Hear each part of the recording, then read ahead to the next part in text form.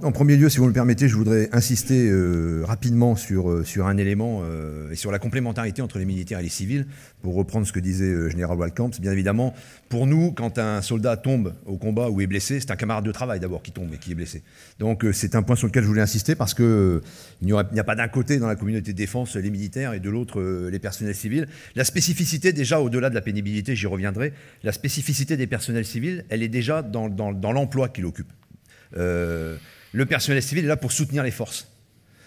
Donc dans les établissements, le personnel civil, dès lors que les soldats dont la vocation première est bien évidemment de s'engager sur les théâtres d'opérations extérieures, la vocation première des personnels civils est de soutenir leurs forces. C'est pour ça, soutenir les forces. C'est pour ça, nous avons aujourd'hui au ministère de la Défense quelques chiffres, sans vouloir vous abreuver de chiffres, à peu près 60 000 personnels civils, dont la moitié sont des personnels de l'ordre technique, fonctionnaires de l'ordre technique ou ouvriers de l'État.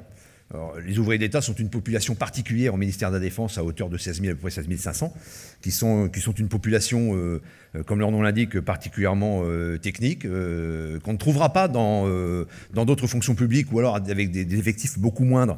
On va en trouver dans la police, on va en trouver dans d'autres secteurs d'activité, mais là où il y a le plus d'effectifs, c'est donc au ministère de la Défense, employés sur des métiers de maintien en condition opérationnelle, d'entretien des matériels, maintien en condition opérationnelle des matériels terrestres, les chars, les matériels entretien des matériels aéronautiques, les avions, et plus largement dans les services communs comme les essences. Donc c'est bien sur des métiers techniques de soutien aux forces. Et là, on touche de près la pénibilité des emplois sur lesquels sont occupés ces personnels civils.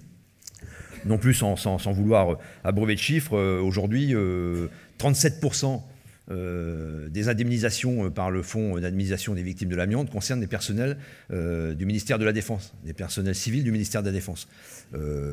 Parce que les interventions sur le matériel aéronautique, sur les matériels navals font qu'il y a une exposition à l'amiante. Il y a également à peu près 300 déclarations de maladies professionnelles aujourd'hui au ministère de la Défense. Donc la pénibilité existe et bien évidemment elle doit être prise en compte. Elle est difficile à appréhender et à faire toucher du doigt. Nous ne sommes pas sur la même notion de pénibilité que les personnels militaires. Les personnels civils ne tombent pas au combat, ne s'engagent pas sur les théâtres d'opération, sauf pour certains personnels civils, il y en a de plus en plus d'ailleurs, qui s'engagent en soutien aux armées en tant que réservistes, et c'est une bonne chose. Donc la pénibilité, la spécificité des personnels civils est plus difficile à faire toucher du doigt, mais elle existe vraiment. Et pour reprendre, si vous me le permettez, ce que disait le général Waldkamp à l'instant, nous avons également, personnel civil, un effort de reconversion à faire pour les personnels militaires. Nous accueillons dans les statuts de personnel civil, quand je dis nous, administration, nous accueillons sur les statuts de personnel civil des personnels militaires blessés au combat, qui sont recrutés sur le plan handicap. Donc c'est un élément important aussi à relever sur la spécificité des personnels civils. Et encore une fois, pour insister un peu fortement, je dirais que la spécificité des personnels civils, elle est dans cette complémentarité entre les militaires et les civils. Et encore une fois, j'insiste sur le soutien aux forces que les personnels civils doivent apporter. Est-ce qu'elle est prise en compte aujourd'hui, cette pénibilité, dont vous dites vous-même qu'elle est difficile à mesurer ? Elle est prise en compte au ministère de la Défense par tout un tas de dispositifs. Elle est prise en compte par certains dispositifs, notamment pour les ouvriers de l'État, de prise en compte de leur insalubrité, par une indemnisation financière ou salariale, par des dispositifs de départ anticipé à la retraite.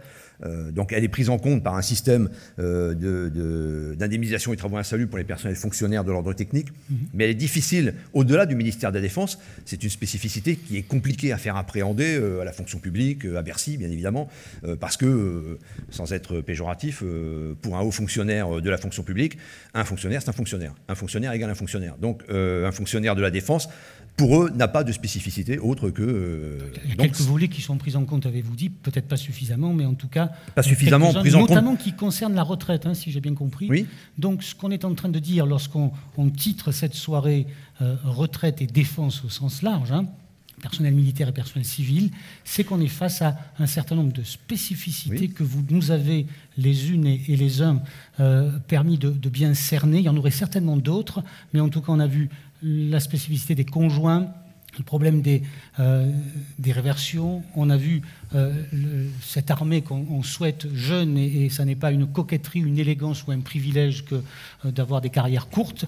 Et puis on a constaté aussi avec vous, Monsieur Goulm, que le personnel civil était également concerné par cette problématique qui nous réunit ce soir. Je vous remercie 1000 fois de nous avoir permis de planter le décor, et on va tous vous remercier aussi. Merci beaucoup.